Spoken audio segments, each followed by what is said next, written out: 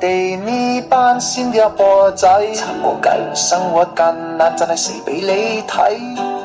嗰種辛苦折磨，講出黑鬼咪話冇乜所謂。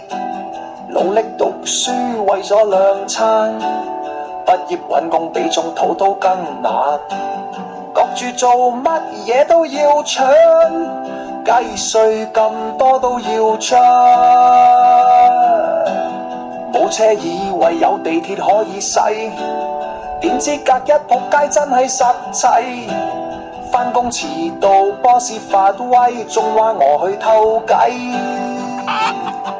新加坡仔一世為 boss 做奴隸，就算有福都冇理。響家陣惡揾食邊有半斤八兩咁理想。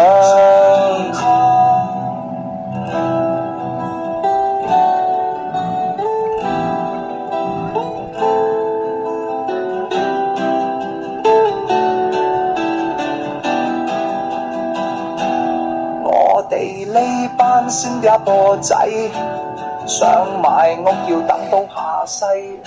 樓價咁高，但係我人咁矮，確係認真實際。